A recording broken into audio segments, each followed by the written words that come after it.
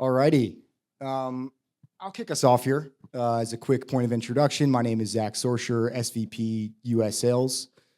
I want to start by clarifying what this is not and what this is, right?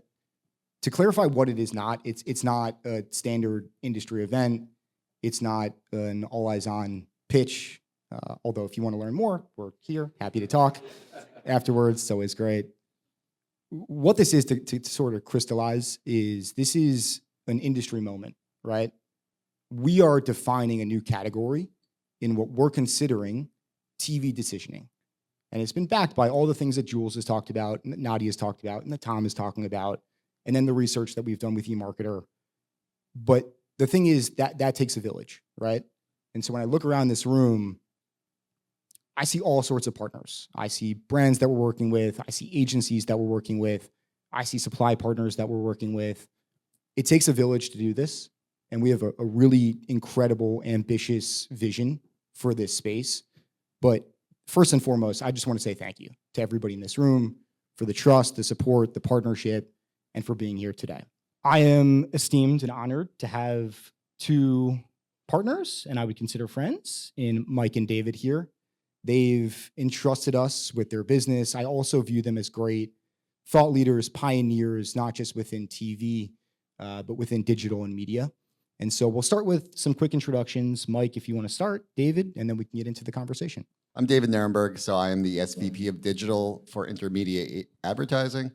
It's a 50-year-old linear DR agency where I am tasked with the unenviable mission of trying to prove out CTV for advertisers for whom linear has worked at a performance level. Mike Treon, I lead CTV and Video Strategy at PMG, independent agency.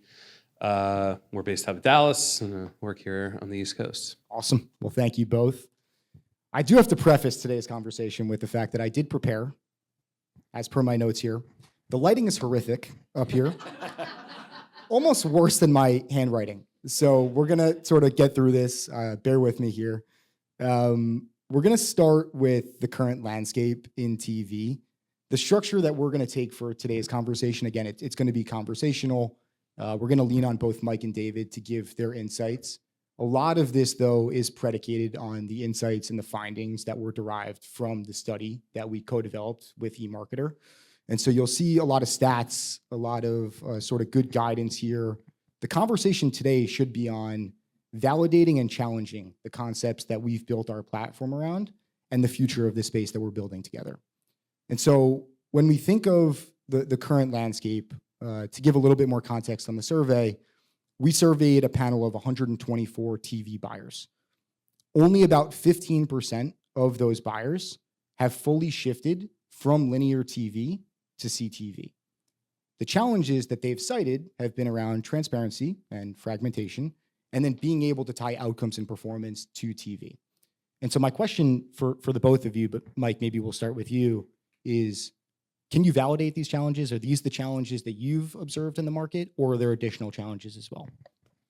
Yeah, I mean, in addition, I think probably the biggest is the fragmentation. And I think you guys, starting with the fragmentation that you see as a consumer, I think to lay that on a marketer from the other side of the equation makes it just as hard to understand.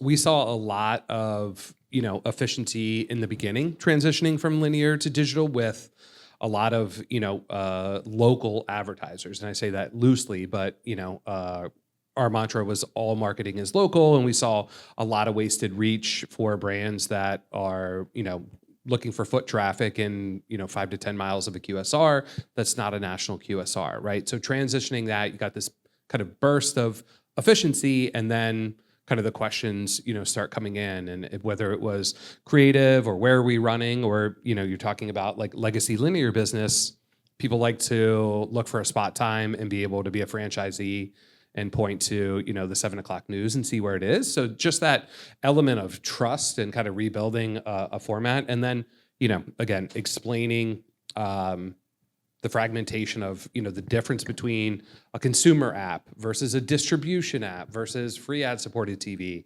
and just learning names of those channels and then names of those partners underneath. It's just there's a lot for marketers to take in there. I guess, David, I'd be curious to get your perspective because so much of the clientele for InterMedia, of course, comes from a traditional background, whereas they're used to buying spots and dots. You have great control over where your ads are going to run. Are these the challenges that you're seeing, or is there anything else from your perspective? Yeah, so one, these advertisers are used to very low CPMs. So the DR linear market's like you could get good media for $2 to $6. Naturally, when they start looking at CTV, they're going to get sticker shock when they're used to that.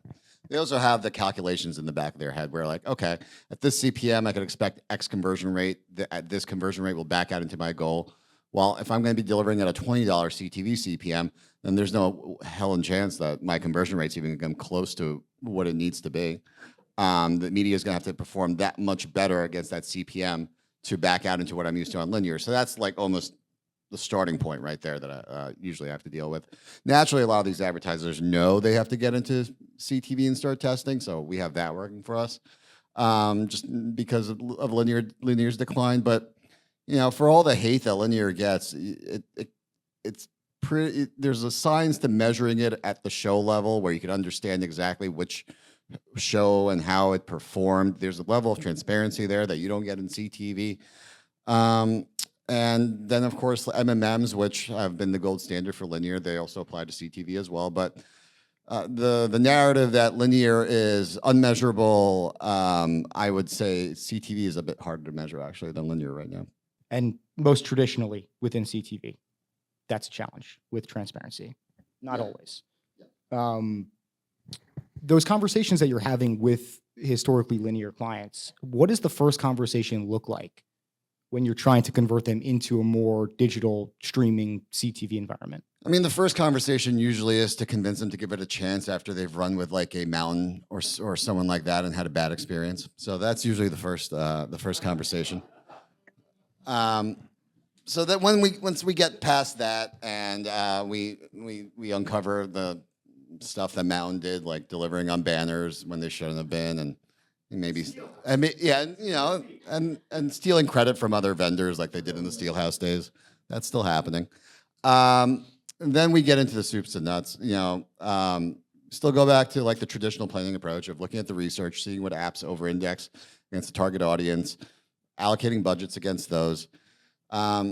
With these advertisers, right, efficiency is the name of the game, so they always want to be as efficient as possible. So, we cut out the fat as much as possible, prove to them that the fat's cut out.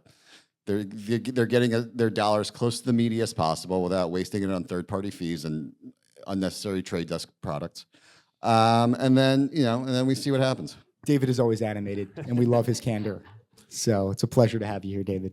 I think too, like the one thing we dealt with was the brand versus DR and breaking down video as the full funnel product and planning, like Alex alluded to, is we still run into stuff where we're like, why are we running with them? And they're like, oh, that's their branding agency that does that, and be like, what the hell are we doing? It's just how to build brand and build outcomes at the same time, and being able to start there with video, and be able to curate products around that, right? Like YouTube has a place in that, right? Sure.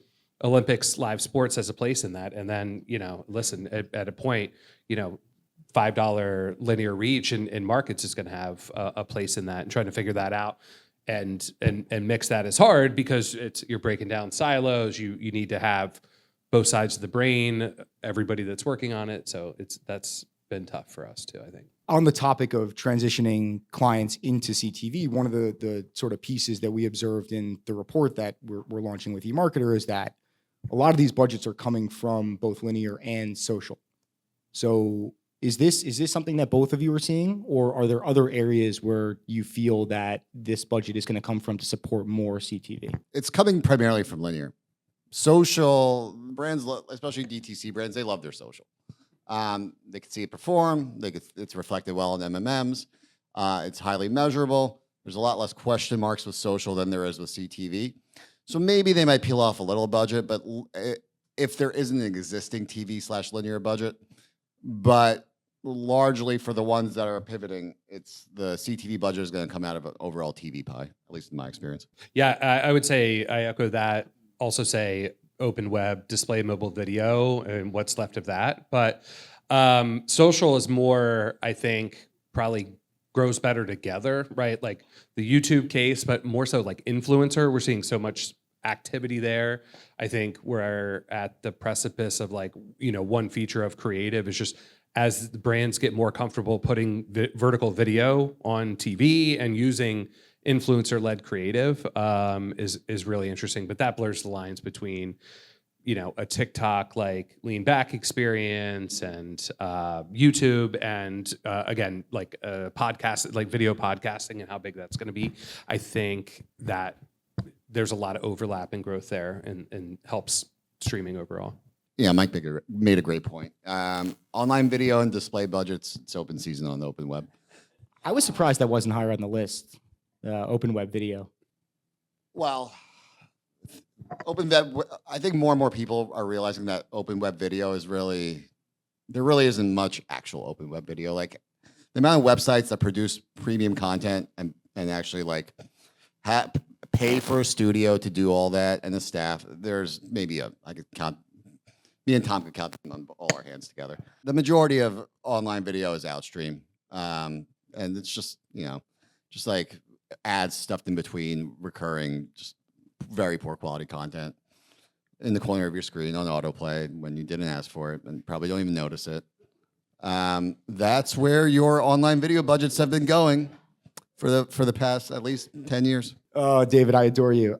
This is going to be a good one. So we're gonna switch gears a little bit. We'll talk about transparency, right? The 800-pound gorilla in the room. David, you've been very outspoken, very loud on this topic. I think there's been an increasing amount of pressure, both for brands, because this is what they want and what they need, but also on supply partners to deliver more when they can. So, the question is really around, what we saw within the study was that brands are very sort of unhappy with the amount of visibility that they get on the content that they're serving against within CTV. The next question is, what do you want and what do you do with it, right? Because we talk about program titles and that tells you a pretty good piece of the story, but how actionable is that? How scalable is that? How valuable is that for a brand or an agency?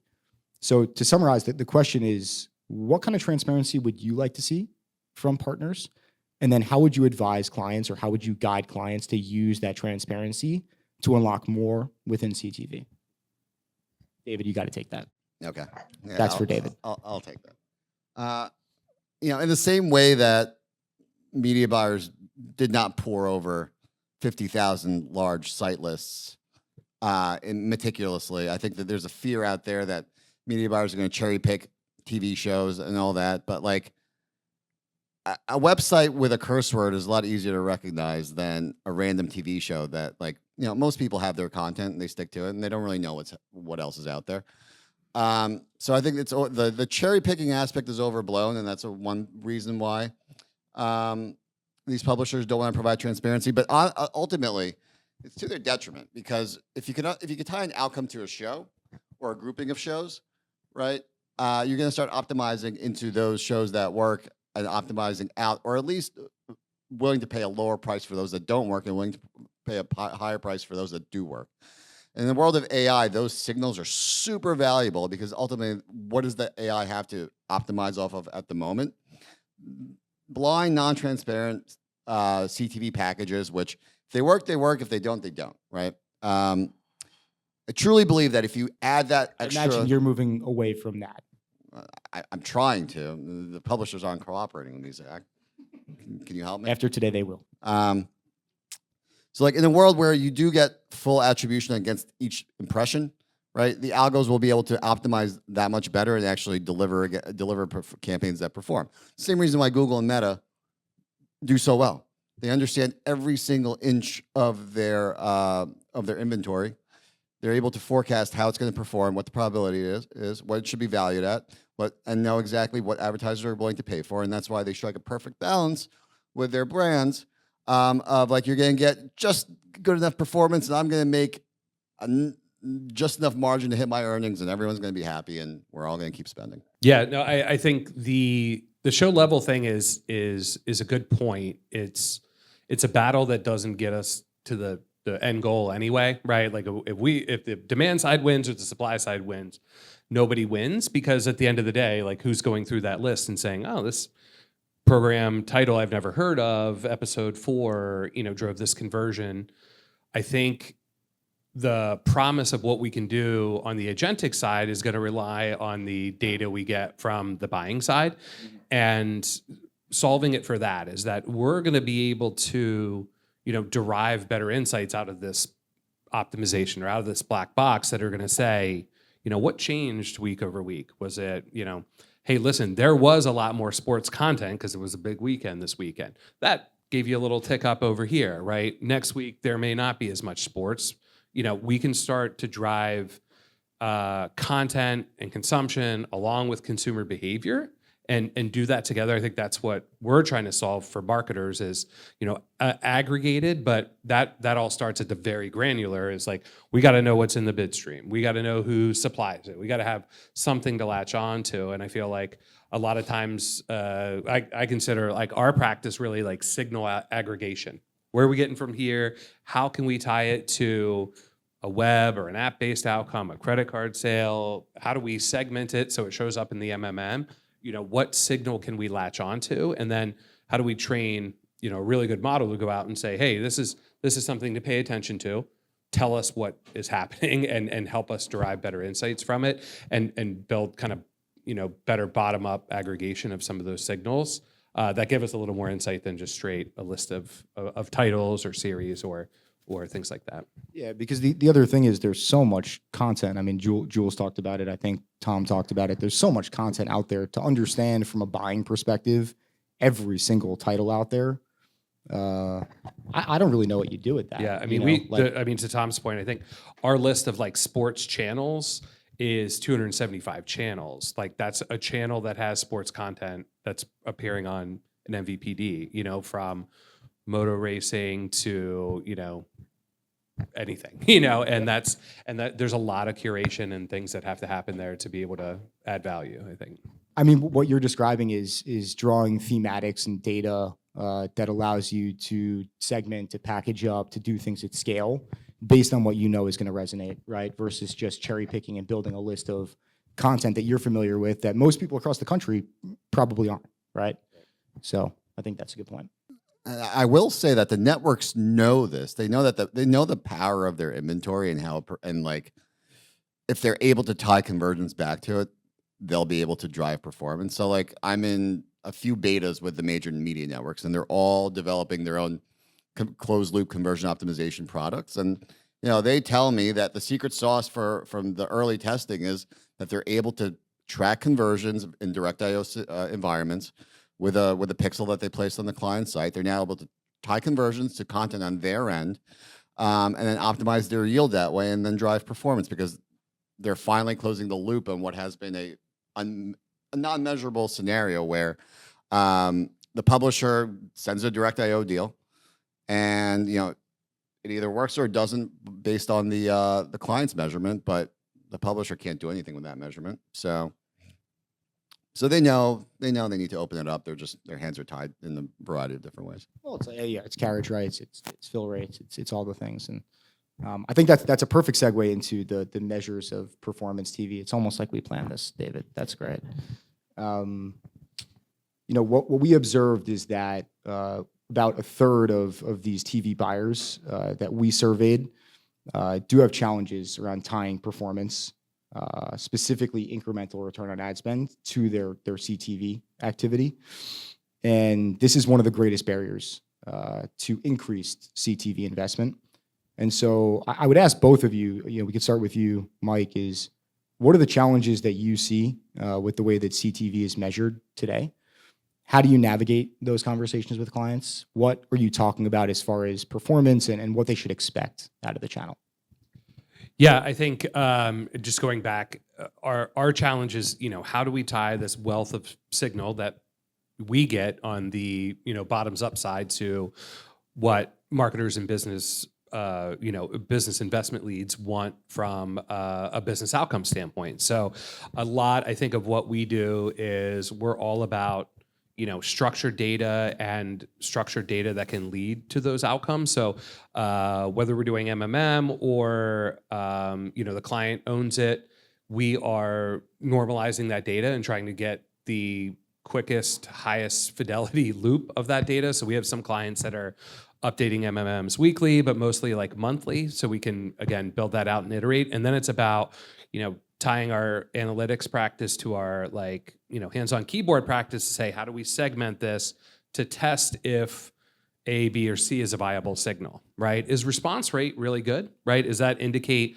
longer term that somebody's converting through direct search, right? You may look at impact of brand search is a good one, right? Is that a good intent measurement? Is that something that I can optimize to and realize that it's going to end up driving business? Or web and app based outcomes, right? Are we, if we're able to tie, a view through credit, partial credit, is that what we should be doing? And then after you do that, kind of putting fuel behind each one of those signals and kind of following it down. But basically, I think all of our practice comes down to, seeing an opportunity, being able to identify what signals we'd be able to gather from it, whether it's, pixel based, and then aligning kind of, in various cycles. So what to do, and then, selling that through. I mean, it just the understanding is we move at the pace of our client's business, and we're, budgets are, at the behest of, incremental return on ad spend. Yeah, so I actually have an interesting journey that I'll tell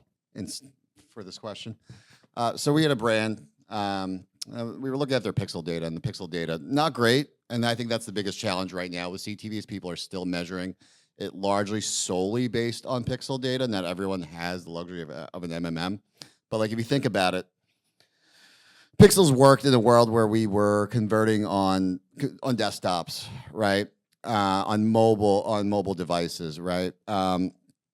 They worked where the conversion happened on the same device where the impression was delivered on. With CTV, that's not the dynamic, right? So just take that into consideration, right? So now someone gets served a CTV ad, they go on their phone, they convert on their phone, it's an Apple phone, that's not getting picked up. Or maybe they go on their desktop, but if they're using a VPN, that's not gonna get picked up.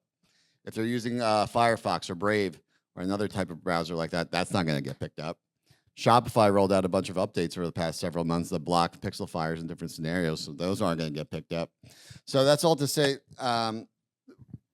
the pixel data did not look good for this brand, but they actually had a really good command of their CRM, and they were able to pull IP addresses against converters within the CRM, right? So then we matched that back to impression exposures within the DSP logs.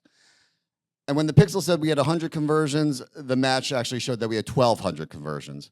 And then when their MMM came back, which is being run through Prescient, CTV was the second best performing channel behind Amazon, beat Google, beat Meta, beat TikTok, beat Pinterest, beat their affiliates pretty handily, right? That we would have never known any of that if we were just going off the pixel data. So to Mike's point, you can't just rely on one measurement proof. You got to triangulate across multiple different signals. But if you're only using pixels to measure, you're gonna be fucked. And that's gonna be the title of my presentation at CTV Convergent World in March, why you're fucked if you're using pixels to measure CTV. Well, I think what you're describing is the fragmentation in the space. It's not, we talk about fragmentation from, a publisher environment perspective. It's also devices, it's operating systems. The old ways of measuring don't hold true within CTV. And I think it opens a new pathway into measurement to better validate the impact that CTV is having. Because, so many of the brands and agencies that we talk to, they view CTV, when it's true CTV on the big screen, as we all know that it's a great awareness driver, right? But they want to see that DRTV effect. And that's a very difficult thing to sort of reframe for brands and agencies. It sounds like you're both doing an incredible job at PMG and InterMedia, but this, I think, is a great sort of opportunity for us to grow as an industry in a space. It's a perfect segue into one of the last segments that we have here around complexity and fragmentation. When we ran the eMarketer survey within the study, what we saw was that about a third of buyers are experiencing incredible friction when it comes to the different platforms, environments, places that they could be running CTV. If you think about, we talked about the walled gardens. I think that was, Tom and Alex that were talking about that. How are you navigating that with clients? The fragmentation, the sort of operational friction that creates, creating cohesion, managing reach and frequency, managing deduplication. Like, how are you managing that with clients? Yeah, I think it's a different conversation than how much investment are we getting, how do I validate it. The biggest friction I see in this space comes from the programmatic element of it, right? And that we thought because this is digital, that this is going to run through a DSP, right? And that DSPs had already solved everything for us in real-time media. We're going to apply it here. And I'll speak. My background is I spent 12 years on the vendor side building and commercializing DSPs in the omni-channel world. I can't wait to get further away from them now, because they're not built to solve this challenge of how much is locked up in walled gardens, right? And we saw kind of the writing on the wall initially, very early on, to what the publishers knew what they had, right? And everybody knew what they had a little bit better, that we don't have to put everything into aggregate and, put this audience layer over it. Content's going to matter a shit ton more, and we own the content, and we're going to do it, right? And that built, 4 or 5 moded, mechanisms from the get-go. And, DSPs built a value prop on, double-digit % of media on unification of reach and frequency, of a single UI I could train somebody on a single reporting or infrastructure that I could latch onto. Is like, none of that is true if you really want to maximize your reach. So we kind of restarted that from the ground up and said, like, I'm not going to go there unless I have to. And, David mentioned earlier, one of the things is, how do we get our dollar closer to, working media, right? So you're talking about taking 20, 30 points out of media, by going into multiple DSPs when we don't necessarily need to. And, the tools and UIs that have been built, unfortunately, we've trained so many of our traders to treat campaigns like it's a campaign in a DSP. So, traders only know how to troubleshoot a campaign where Trade Desk or DV360 tells them the deal troubleshooter is, right? And we built these workflows that support these things when we're saying, hey, we're having a conversation directly with Paramount and Netflix and Amazon.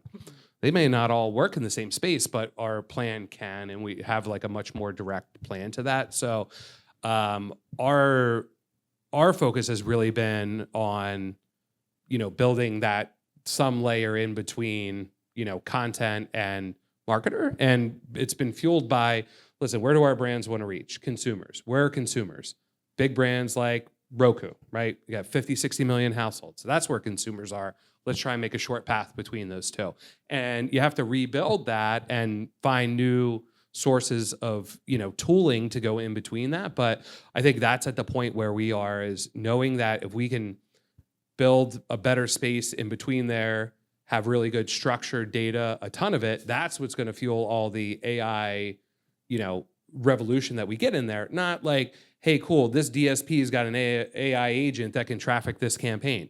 Well, it doesn't do shit for me in the other 4 or 5 DSPs. We have some clients that are in 8 separate platforms, at a time, because there's value there, and we can show that value there, and we've measured it.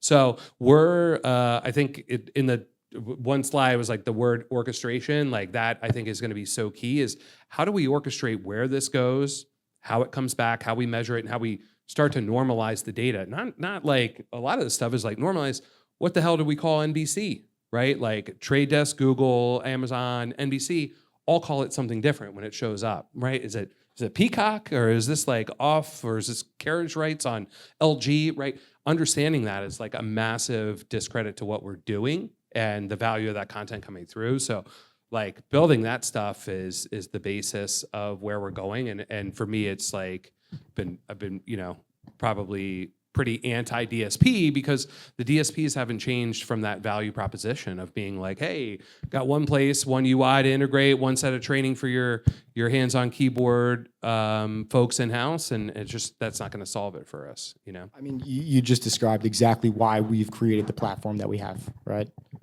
I thought this was going to be the first panel that I've done where we didn't talk about AI, but here Mike is just, ruining that, so thank you. But David, anything you want to add there? Fragmentation?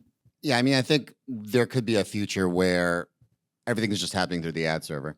Like the robots from the client are talking to the publisher's robots. Everything's going through the ad server. The ad server itself is measuring via a unified way and then sending that data back to the publisher. And at that point, you don't really need the DSP anymore. Natural language, I think, or agent-to-agent language becomes a much better trading mechanism. To your point, like if publishers are seeing what's working, they'd rather sell us that. And if I'm telling you exactly what's working, or like, hey, content that looks like this, happens at this time, has all this, like as much as we can provide that signal back, that's what we want more of, you start to, dynamically curate things that we couldn't do, right? Or the publisher can't do, right? In these like prepackaged mechanisms of whatever. It's like, no, it's a little bit of anime and a little bit of comedy and a little bit at this hour of the day. And, shifting that mix and being able to like dynamically build those plans and allocations, I think is going to be really cool. Let's round this out with a couple of use cases. I think it's always helpful to talk about tangible applications of the concepts, the challenges, the solutions that we're talking about here. Can each of you share just a quick case study on work that you've done with a brand partner to address some of these challenges in the market? Spectrum these days is the only publisher that's sharing 100% show level data. Before they were doing that, we did a little test with them. Where we took the best performing linear shows for a brand, and then it was about 50 shows. And we created an inclusion list and activated those shows specifically on CTV. That tactic proved to be the best performing tactic by far, despite Spectrum having a higher CPM than the other publishers that we were buying blindly with in the traditional way. So if anything, that proves that if the shows work on linear for your audience, why would they not work on CTV? And then to take the next step, what are we losing right now by not having the ability to decision on shows in the same way we have been able to do in linear historically and has worked pretty well up until its demise? So to pay a premium on the content that is going to translate actually did work well from a performance perspective. It blew every other tactic out of the water. Mike? Yeah, I mean, I would say, not to like put too fine a point on like what you guys are doing, but I think what's really interesting about it and where we've used it is, I'm a big believer in curation first, right? Like solving what it is, right? We work with like 40 direct publishers. We better own that, right? But then that content gets distributed. What does it look like when it goes through Spectrum? It's still Bravo, NBC content, but then, free ad-supported TV presented this whole new, thing that we couldn't solve like top down, being like, I want to pick this one and this one. And we couldn't solve for the same reasons like bottom up, like programmatic. Like the solution's not just to put an audience target over stuff you don't know, but starting to really get in the weeds on what that content was and starting to derive signals, right? So sentiment, emotion, some of the things that are coming out of there. And then working with you all is just like, you need to literally take the human out of the loop because like, I don't know anything about anime content, but when you start to see this stuff coming through and knowing that it's driving a response, how do you go get more of it, right? Like, how do I increase the signal? And it's not just as simple as, choosing content genre in the bid stream. So I think for me, it's seeing that, really building that cycle around some of the content we don't know, some of the stuff we can't curate, but we can dynamically curate it on behalf of not just a brand, but a campaign, right? Like, where is this message going to resonate? We've done a lot of that with Carl's Jr. is a brand of ours, and Hardee's is as well, but they're same company, two vastly different brands, and treating them very differently. And just like Carl's Jr. is very hard because it's just it's a it's never been a non-traditional media audience, right? And very hard to find, but pockets of like comedy and like kind of raunchy comedy. And, you're looking for that crowd where you're trying to find those things that we're measuring down to credit card sales. Like, what is driving incremental credit card sales, and where do we get those signals? And then how do we find that? And I think, working with folks like you guys who like actually come and pull that back into like, it's not a Excel spreadsheet of like 1,000 things nobody's going to look at, is a visual report of something that's like, here's the content, but here's the why, right? And building those things are a lot easier to have that communication with clients about, I think. Yeah, I mean, what you're describing is the importance of context within TV. You take two brands like Hardee's and Carl's, and maybe on the surface, they're both QSRs, and you would think seemingly they have the same audiences and you should be using the same tactics. But to your point, vastly different. The content that you're selecting should reflect that. Thank you, guys. Appreciate the case studies. Final segment here. We're going to bring this thing home with the last word. So we're in January 2027. There's less than 2 feet of snow on the ground. It's warmer than -8 degrees. I can see it with my crystal ball. What's one word that you would use to describe advancements within CTV in the year of 26? Mike, we'll start on your side. Yeah, I'm going to double down just because I've never been organized enough to come to, I came to CES and I was like, orchestrate sounds good. And I've been like hearing it everywhere. So I'm coming out of the first month of the year feeling a little validated about this like orchestration. But I think if we think about that next year is like, there's going to be, there's this huge wave of like all these, AI-based solutions. I don't want to paint you guys in a box here, but like, hear a lot from, we are an AI company and we do this, right? But being able to validate, like, I'm kind of going back to like where we started when we really thought about working with partners is like, we always wanted to work with the first, the best, and the only, right? So like, always good to try something new and be first, always good to work with the best, produces the best results, best sales team, best service, but like the only people who do what they do that can, is I think going to be a real hot commodity in AI. And that's, owning data, owning the relationship to the consumer, or being a better aggregator of that data and contextualizing it, for lack of a better word, I think is going to be good. And like, that's the thing that we have to orchestrate is, again, what does this mean in this? I'm working in 8 platforms. Don't tell me something that only works here. It doesn't translate. It doesn't scale. It's not going to be replicable. So like orchestrating those things together, for us, it's about partners and places to implement media. But like, I think if we feel better about what that is, and that we are, coalescing around an idea of data that's going to feed better models next year. Like, I'm more bullish about that than what comes out. Like, somebody's got a great tool that comes out and like, July of this year, it'd be like, yeah, man, but it doesn't work with this, or this, because we haven't solved the base case. So I think next year it'd be like, oh, I'm feeling pretty good about the data that we have set up, and then we can go build better models and solve that problem first. Beautifully said. David, and please don't choose the F-bomb as your word for the year. Thank you.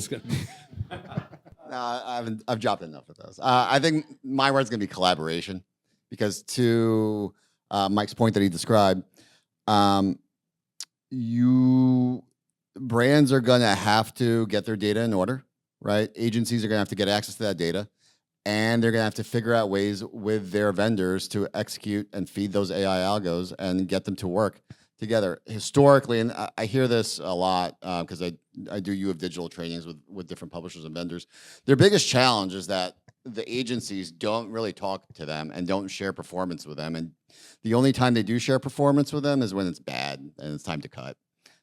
So it's too little too late at that point. So like, I think if we're really going to improve this channel out, given the challenges that are inherent in it and just the minefield of signal loss, the collaboration, patience, and communication has to be a lot better between agencies and their providers. And we got to stop with the legacy way of just the way agencies have historically operated, holding things to the chest for honestly no good reason. Excellent. So we've got orchestration, and then we've got collaboration. It's beautiful. To summarize, and then we'll open it up for questions. The study will be available today. We've got hard copies. The genesis of the study is unlocking more investment for brands within CTV. Of course, they have to feel safe and secure within CTV environments to do that. The way that we do it as a collective group, as an industry, is through helping with the tenets that we've talked about today. Transparency, fragmentation, how do we tie the right kinds of outcomes to TV to give marketers a sense of confidence that they should have within TV. So we'll open it up to questions. Are there any questions? Tom? In the linear world, TV world, the supply side, the owners of the inventory had all the bargaining power. In the open web DSP 300 by 250 display ad world, the buy side had all the bargaining power. So where do you see CTV fitting? Like if, because there's, or other, do you have to camp, like when you mentioned what, 270 or whatever sports channels, right? Or however many there are. Like there's like a long tail. They're like, you've got like, CBS and NBC and ESPN. They got a lot of bargaining power, but the further you go down the tail, how much does it change? Or is it always, or is in the CTV world, as money moves into it and continues to move into it, does the supply side maintain that bargaining power? Because I think that's one thing holding it back. They're worried about that. Yeah, I mean, maybe this may be a good question for you. Seeing the linear side and then seeing the digital side is like, I don't go into that thinking that I have the power. I think that I have the data, right? Like, here's what I want to buy, right? And my rate card going to a big pub is like, I want to kind of start with like 3 flavors. I want the creme de la creme cherry on top. I want the everyday bit. And then I want the efficiency bit, right? You guys sell it that way, right? Just let me buy 3 products at a time and let me curate kind of like what's working, because some people need a little bit of this and a little bit of that is, and I'm not a big fan of the lower CPMs that drive it and The procurement right. CPM. And just, it's not true. Especially, I mean, we're very big in like the non-principal media business. So like, a $15 CPM is a lot different depending on where it goes and how it's activated. And I'd rather be more efficient with that and transparent. So the power is there if you harness the data.